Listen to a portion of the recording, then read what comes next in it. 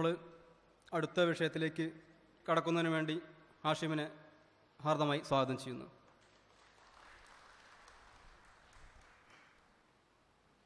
Thanks. നമസ്കാരം. Online ലോകത്ത് നിന്ന് ഒരുപക്ഷെ ആദ്യമായിട്ടായിരിക്കും ഞാൻ ഒരു ശരിയായ ഒരു ചർച്ചാവേദിയിൽ, റിയലായിട്ടുള്ള ഒരു ചർച്ചാവേദിയിൽ വന്നു നിൽക്കുന്നത്. ആദ്യമായി വിശ്വനാഥൻ സാറിന് നന്ദി, ആ മനോഹരമായ കവിത കേൾപ്പിച്ചതിന്. Thank you very much. എൻ്റെ പ്രിയപ്പെട്ട കവിതയാണ്. മനുഷ്യപരിണാമം ബൃഹത്തായ പരിണാമശാസ്ത്രത്തിൻ്റെ ചെറിയൊരു ശാഖ മാത്രമാണ്. അതിനെക്കുറിച്ച് പറയുന്നതിന് മുമ്പായിട്ട് ഒരു കഥയോടുകൂടെ നമുക്ക് ആരംഭിക്കാം. ദൈവം ഒറ്റയ്ക്കിരിക്കുകയായിരുന്നു, ഏകാന്തനായി ഇരുട്ടിൽ. അങ്ങനെ ഇരിക്കുമ്പോൾ ദൈവത്തിന് കലശലായ വയറുവേദന വരിക, സഹിക്കാൻ പറ്റാത്ത വയറുവേദന. അങ്ങനെ ദൈവം ഛർദ്ദിക്കാൻ തുടങ്ങുന്നു. ആദ്യം സൂര്യനെ ഛർദ്ദിക്കുന്നു,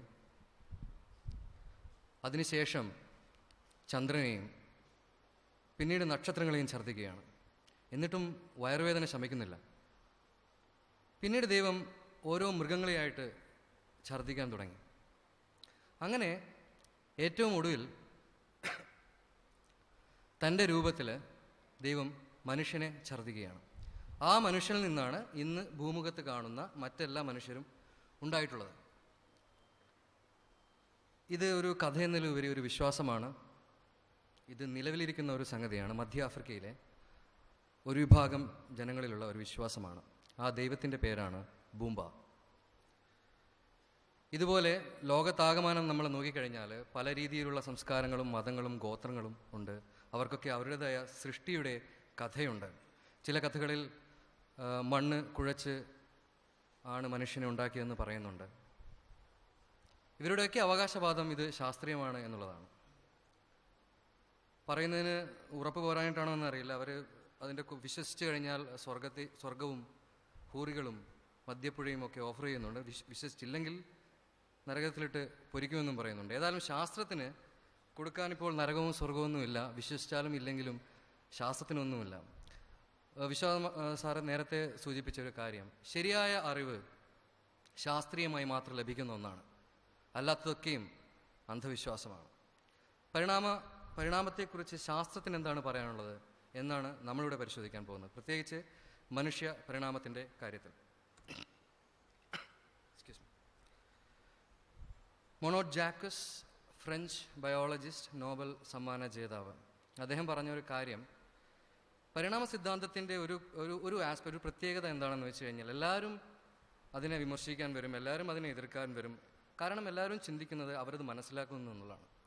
ശാസ്ത്രത്തിൽ ഒരുപാട് തിയറികളുണ്ട്. പല മേഖലകളിലായിട്ട്, ഫിസിക്സിലായാലും കെമിസ്ട്രിയിലായാലും ബയോളജിയിലായാലും മറ്റ് ശാസ്ത്ര മേഖലകളിലും ഒരുപാട് തിയറികളുണ്ട്. ഫണ്ടമെൻ്റൽ തിയറികളുണ്ട്. നമുക്കറിയാം ന്യൂട്ടൻ്റെ തിയറികളുണ്ട്, ഐൻസ്റ്റീൻ്റെ തിയറികളുണ്ട്, ക്വാണ്ടം മെക്കാനിക്സിൽ ഒരുപാട് തിയറികളുണ്ട്, ജേം തിയറിയുണ്ട്. പരിണാമശാസ്ത്രം എന്ന് പറയുന്നത് അതുപോലെ മറ്റൊരു തിയറിയാണ്. ഒരുപക്ഷെ ഇന്ന് നിലവിലിരിക്കുന്ന ബയോളജിക്കൽ സയൻസ് മേഖല മൊത്തം ഏറ്റവും അടിസ്ഥാനപരമായി അംഗീകരിച്ചിരിക്കുന്നത് ഈ പരിണാമ സിദ്ധാന്തത്തെയാണ്. ചുരുക്കി പറഞ്ഞാൽ പരിണാമ സിദ്ധാന്തമില്ലാതെ ഇന്ന് ജീവശാസ്ത്രം അല്ലെങ്കിൽ ജൈവശാസ്ത്രം നിലനിൽക്കുകയില്ല എന്നുള്ളതാണ് സത്യം. പക്ഷേ ഇതിനെ വിമർശിക്കാൻ വരുന്ന പ്രത്യേകിച്ച് സൃഷ്ടിവാദികളുടെ അല്ലെങ്കിൽ ഇൻ്റലിജൻ്റ് ഡിസൈൻ വക്താക്കളുടെ ആൾക്കാർ ഇതിൻ്റെ പരിണാമ സിദ്ധാന്തത്തെക്കുറിച്ചോ അതിൻ്റെ അടിസ്ഥാന മെക്കാനിസങ്ങളെക്കുറിച്ചോ പഠിച്ചിട്ടാണ് ഇതിനെ വിമർശിക്കാൻ വരുന്നത് എന്ന് തോന്നാറില്ല. അതേസമയം രണ്ടാമത്തെ തരത്തിലുള്ള വിമർശനങ്ങളും ആക്ഷേപങ്ങളും ഉണ്ടാറുണ്ട്. അത് ശാസ്ത്രലോകത്തിൽ നിന്ന് തന്നെയാണ്. അങ്ങനെ ആക്ഷേപങ്ങൾ ഉന്നയിച്ചും അത് പരിശോധിച്ചും തിരുത്തിയുമാണ് ശാസ്ത്രം ഇന്നത്തെ നിലയിൽ എത്തിയിട്ടുള്ളത്. അങ്ങനെ പല തിയറികളും തിരുത്തപ്പെട്ടിട്ടുണ്ട്. പരിണാമ സിദ്ധാന്തവും ചാൾസ് ഡാർവിൻ 1850കളിൽ അദ്ദേഹത്തിൻ്റെ സിദ്ധാന്തം രൂപീകരിക്കുന്നതിന് ശേഷം ഒരുപാട് അഡീഷൻസ് അതിനകത്ത് നടന്നിട്ടുണ്ട്. ഇന്ന് നമ്മൾ കാണുന്ന ആധുനിക പരിണാമശാസ്ത്രം ഡാർവിൻ്റെ സിദ്ധാന്തത്തിൽ നിന്നും വളരെയധികം വ്യത്യാസമില്ലെങ്കിലും ഒരുപാട് കൂടിച്ചേർക്കലുകൾ അതിനോട് സംഭവിച്ചിട്ടുണ്ട്. എങ്കിലും ഡാർവിൻ പറഞ്ഞിട്ടുള്ള അടിസ്ഥാനപരമായ കാര്യം ജീവികളിൽ പരിണാമം സംഭവിക്കുന്നു എന്നുള്ളതൊരു സത്യം തന്നെയാണ്. അതിന് യാതൊരു മാറ്റവുമില്ല. വിഷയത്തിലേക്ക് പോകുന്നതിന് മുമ്പ് മനുഷ്യപരിണാമം എന്നുള്ളതാണ് ഇവിടുത്തെ വിഷയം. കുറച്ചെങ്കിലും നമ്മൾ അടിസ്ഥാനപരമായിട്ടുള്ള കാര്യങ്ങൾ അറിഞ്ഞിരിക്കേണ്ടതുണ്ട്. ജീവൻ്റെ ഉൽപ്പത്തി പരിണാമവുമായിട്ട് ബന്ധമില്ലാത്ത വിഷയമാണെങ്കിലും അതുപോലെ പരിണാമ സിദ്ധാന്തത്തിന് ചെറിയൊരു ആമുഖം, ഫോസിലുകൾ പരിണാമത്തിന് നമുക്കുള്ള ദൃശ്യമായ തെളിവുകൾ, അതുപോലെ ക്ലാസിഫിക്കേഷൻ ഓഫ് ലൈഫ് അല്ലെങ്കിൽ ടാക്സോണമിക് റാങ്കിങ്, ഇതൊക്കെ മനുഷ്യ പരിണാമത്തെക്കുറിച്ച് കുറച്ചുകൂടെ വ്യക്തമായിട്ട് മനസ്സിലാക്കാൻ, നമ്മൾ വിഷയത്തിലേക്ക് പോകുമ്പോൾ മനസ്സിലാക്കാൻ സഹായകമായിരിക്കും എന്നുള്ളതുകൊണ്ടാണ് ഞാനിത് പറഞ്ഞത്. ഒറിജിൻ ഓഫ് ലൈഫ് ആദ്യം മനസ്സിലാക്കേണ്ടത് അത് പരിണാമ ശാസ്ത്രവുമായി യാതൊരു ബന്ധവും, പ്രത്യക്ഷത്തിൽ യാതൊരു ബന്ധവുമില്ലാത്ത ഒരു മേഖല ആണിത്.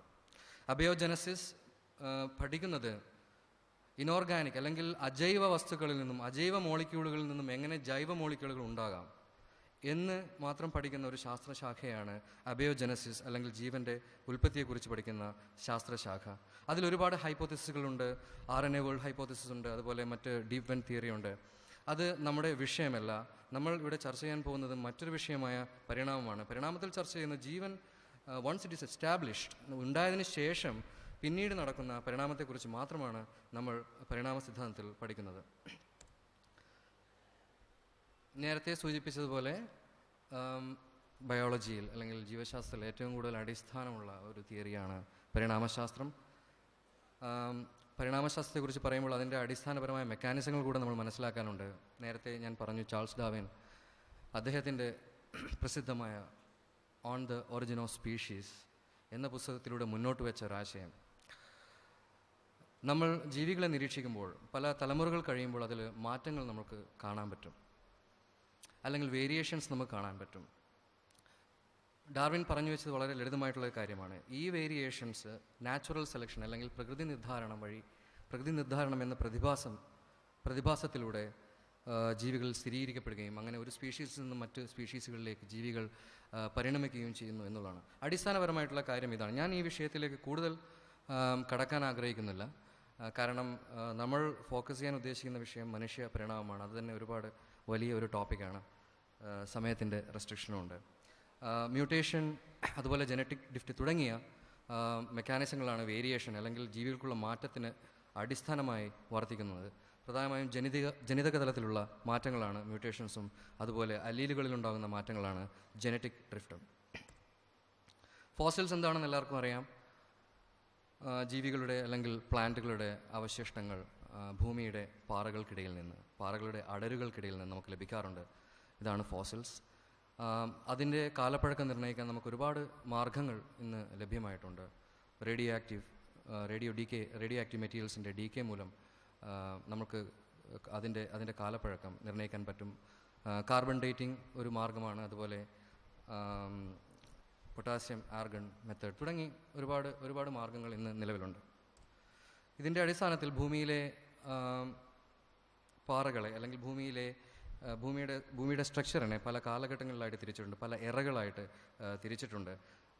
ആ ഓരോ എറകളെയും വിവിധ പീരീഡുകളായും പിന്നീട് അതിനെ എപ്പോക്കുകളായിട്ടും തിരിച്ചിട്ടുണ്ട്. അവയുടെയൊക്കെ പ്രായം മില്യനിയേഴ്സിലാണ് ഇവിടെ കൊടുത്തിട്ടുണ്ട്. 1 മില്യൺ എന്ന് പറയുന്നത് 10 ലക്ഷം വർഷമാണ്. ഉദാഹരണത്തിന് നമ്മൾ ട്രയാസിക് പീരിയഡ് എടുക്കുകയാണ്. ഏകദേശം 245 മില്യൺ വർഷങ്ങൾക്ക് മുമ്പ് ദിനോസറുകൾ ഉത്ഭവിച്ച കാലം. ജുറാസിക് യുഗത്തിലാണ് ദിനോസറുകൾ ഫ്ലറിഷ് ചെയ്യുന്നത്, പിന്നീട് അവ എക്സ്റ്റിങ്ക്റ്റ് ആവുകയായിരുന്നു. മറ്റൊരു കാര്യം നമ്മൾ മനുഷ്യ പരിണാമത്തെക്കുറിച്ച് സംസാരിക്കാൻ മുമ്പ് അറിഞ്ഞിരിക്കേണ്ടത് ക്ലാസിഫിക്കേഷൻ ഓഫ് ലൈഫ് അല്ലെങ്കിൽ ജീവികളെ എങ്ങനെ വർഗീകരിച്ചിരിക്കുന്നു. ബയോളജിയിൽ ഒരുപക്ഷെ പരിണാമശാസ്ത്രത്തിന് മുമ്പ് തന്നെ ഉണ്ടായിരുന്ന ഒരു കാര്യമാണ്, പക്ഷേ നമ്മൾക്ക് ഇവിടുത്തെ വളരെ യൂസ്ഫുള്ളായിട്ട് വളരെ ഉപകാരപ്രദമായിരിക്കും. മനുഷ്യൻ എന്ന് പറയുന്ന ജീവി ഒരു സ്പീഷീസാണ്. ഹോമോസാപ്പിയൻസ് എന്നാണ് മനുഷ്യ സ്പീഷീസിൻ്റെ പേര്. ഇങ്ങനെ വിവിധ സ്പീഷീസുകൾ സമാനമായ പ്രോപ്പർട്ടീസുള്ള, സമാനമായ സ്വഭാവ ഗുണങ്ങളുള്ള ഒരുപാട് സ്പീഷീസുകൾ ചേരുമ്പോൾ ജനസ് ഉണ്ടാവുകയും പിന്നീട് നിരവധി ജനറകൾ ചേരുമ്പോൾ ഫാമിലി, നിരവധി ഫാമിലികൾ ചേരുമ്പോൾ ഓർഡർ, അങ്ങനെ മുകളിലേക്ക് നമ്മൾ പോകുമ്പോൾ ഒരു കോമൺ പോയിന്റിൽ നിന്നും നമുക്ക് ഒരു വൃക്ഷം പോലെ താഴേക്ക് എല്ലാ സ്പീഷീസുകളെയും നമുക്ക് കണക്ട് ചെയ്യാൻ പറ്റും. മനുഷ്യൻ അതിൽ ഏറ്റവും അടിത്തട്ടിലിരിക്കുന്ന ഒരു സ്പീഷീസാണ്. ഇന്ന് നമ്മൾ കാണുന്ന എല്ലാ ജീവികളും ഇതേപോലെ അടിത്തട്ടിൽ നിൽക്കുന്ന സ്പീഷീസുകളാണ്.